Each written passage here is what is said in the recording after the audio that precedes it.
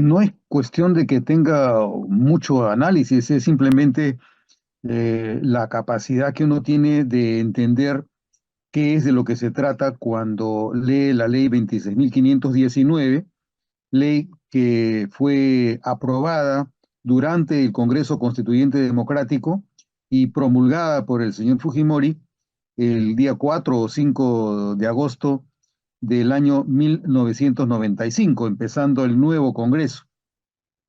Esta ley señala en su artículo segundo que la pensión vitalicia que se le reconoce a los expresidentes de la República queda en suspenso respecto de todos los expresidentes que pudieran haber recibido una acusación constitucional. Que es el Y caso. señala esa misma norma en el artículo segundo que esta suspensión queda sin efecto cuando el Poder Judicial, luego de haberse llevado a cabo el proceso, declara la inocencia, es decir, absuelve al presidente que hubiera sido acusado constitucionalmente. Bueno, en ambos casos Entonces, de Fujimori, ¿no? bueno, se trata de una ley que precisamente promulgó el señor Fujimori y que ahora resulta que lo afecta. Tanto como lo afecta a él, también afectaría a otros presidentes que aun cuando no hubieran sido acusados constitucionalmente, tienen un proceso como consecuencia de irregularidades que se han producido durante su gestión, como es el caso del señor Toledo, que no ha sido acusado constitucionalmente. Ahora, Pero en fin, doctor, el caso concreto ahora es el caso del señor Fujimori. correcto. Como, Doctor Delgado Guembes, usted en su análisis dice, pero la verdad es que no se necesita pensar mucho, o sea, está claro, y usted trae a colación la norma que el propio Fujimorismo, digamos, implantó o aprobó en el CCD, correcto. Sin embargo, ¿cómo se explica, por ejemplo, una posición distinta de Pepe Chevasco, que también fue oficial mayor? Y por ahí de algunos abogados o penalistas o entendidos en la materia del derecho. no conozco la opinión de José Chevasco, tampoco me extrañaría mucho que tuviera una opinión diferente a la mía. ¿Por qué no le Generalmente, extrañaría, doctor? ¿Por qué no le extrañaría?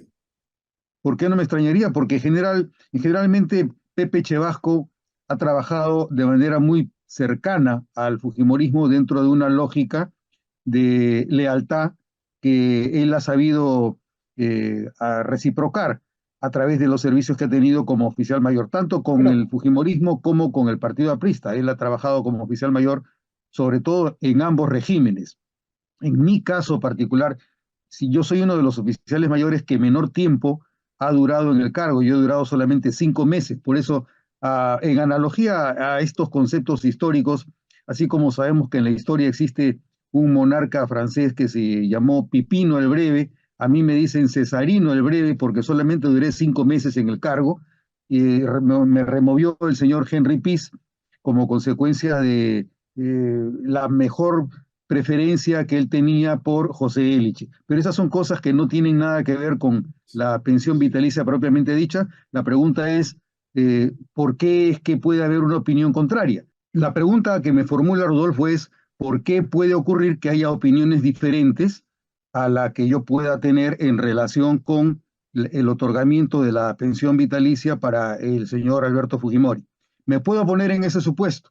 Uno de esos supuestos sería que la norma y dice que se trata de una suspensión. El concepto de suspensión, a diferencia de la interrupción o de la cancelación o del cese en efecto de una institución jurídica, es que la suspensión por naturaleza es temporal.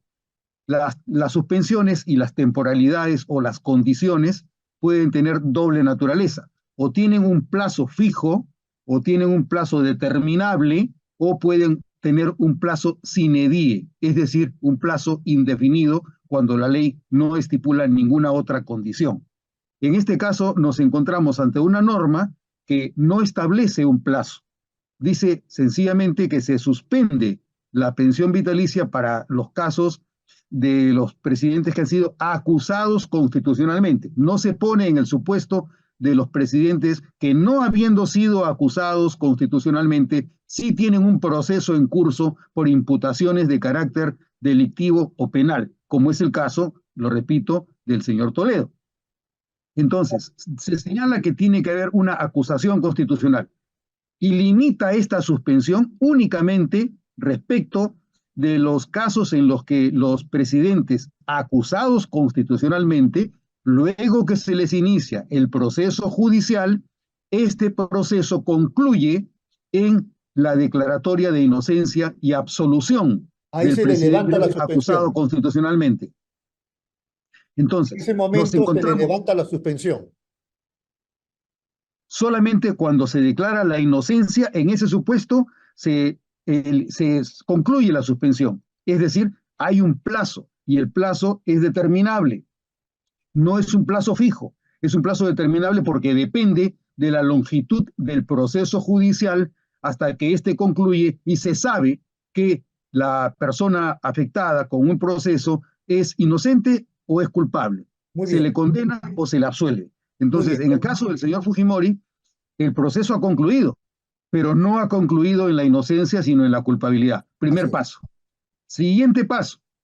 El otro punto es la naturaleza que tiene el indulto. El indulto, supuestamente, de acuerdo a quienes estiman que el señor Fujimori tiene derecho a la pensión vitalicia, la naturaleza del indulto es el perdón que se le otorga a la persona condenada, el perdón que se le otorga a la persona condenada, no respecto de la condena, sino respecto de la pena. Son dos cosas diferentes. La persona sigue siendo culpable porque ha sido condenada, pero el indulto afecta únicamente el término de la pena que queda por cumplir, la cual queda condonada o perdonada. Por No lo queda tanto, lo que usted eliminada está la diciendo condena. es que no recupera todos sus derechos. Eh, Esa es la consecuencia. Pero, ¿por qué ocurre esto? Porque hay una diferencia entre dos instituciones jurídicas. Una es el indulto, la otra es la amnistía. La amnistía es una facultad que tiene únicamente el Congreso de la República y la naturaleza de la amnistía sí es la eliminación de no solamente la pena, sino también de la condena. Así se considera que la persona a la que se le ha imputado la comisión de un delito, se olvida por completo la comisión del delito. Es como si el delito no existiera y efectivamente queda en la plenitud de sus derechos. No es lo mismo en el caso del indulto. El indulto no lo otorga el Congreso, la amnistía sí. El indulto lo otorga el presidente de la República a partir de una facultad que le reconoce la Constitución respecto del derecho de gracia que tiene para perdonar, en este caso por razones humanitarias, a un alto funcionario como es el expresidente Fujimori. Correcto, El doctor indulto Delgado entonces, Gembes. Está clarísimo. Pero entonces ya para terminar la entrevista, la pregunta sería, si es tal como lo está planteando usted, y yo lo suscribo y mucha gente lo suscribe, ¿cómo se entiende que el Congreso de la República ya le dio, digamos, ya firmó el documento correspondiente para la pensión vitalicia y aparentemente no va a pasar nada? En todo caso, la pregunta es, ¿qué tendría que pasar ahora, doctor Delgado Gembes?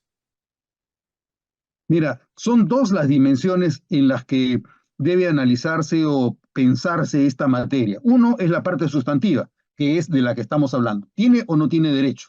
La otra es la dimensión propiamente procesal. ¿Quién es el órgano competente para pronunciarse respecto de la factibilidad o no y el otorgamiento o no de la pensión vitalicia? Y sobre la cuestión de la competencia del órgano, lo que tenemos que hacer es recordar qué cosa fue lo que ocurrió cuando al señor Fujimori se le otorgó algunos de los beneficios accesorios a la pensión vitalicia, como son el combustible y el otorgamiento de la contratación de una persona en la modalidad CAS. Cuando el Congreso tuvo que pronunciarse sobre esta materia en el periodo 2016-2017, la mesa directiva entonces presidida por la señora Luz Salgado adoptó un acuerdo, el acuerdo 78-2016-2017, mesa directiva. Ese acuerdo lo toma la mesa directiva respecto de qué? Respecto del combustible y de respecto del otorgamiento del personal CAS. Es decir, la mesa directiva, en ejercicio de competencias que le corresponden a la mesa directiva y no al personal del servicio parlamentario, cumplió con reconocerle al señor Fujimori dos de los beneficios a que podría tener derecho. Los otros dos son el principal, la pensión vitalicia, que tiene una regulación legal, y el seguro que también se les otorga a los congresistas. Solamente se le reconoció combustible y la contratación de una persona en la modalidad CAS. Entonces, estamos ante un caso en el que la mesa directiva, respecto de beneficios de inferior jerarquía a la pensión vitalicia, asume la competencia que le corresponde y es la que otorga el beneficio del combustible y del personal CAS. La pensión vitalicia, por mayor razón, debe ser una competencia de la mesa directiva. En este caso, lo que ha ocurrido es, a mi juicio, como una manera de obviar la dimensión propiamente constitucional, legal o política del problema, la mesa directiva le ha asignado al oficial mayor la tramitación de una pensión vitalicia cuya definición no le corresponde al servicio parlamentario, no le corresponde al oficial mayor, no le corresponde al director general de administración y mucho menos a la jefa de recursos humanos del Congreso. Se trata de una prerrogativa presidencial. Eso no queda en manos del servicio parlamentario. Esa es una competencia directa de la mesa directiva. La mesa directiva es un órgano administrativo y conductor de los procesos parlamentarios a los que se subordina el servicio parlamentario. Me imagino que precisamente por esta relación de subordinación, el señor Alejandro Soto deriva esta materia, porque esto no se hace de manera inconsulta,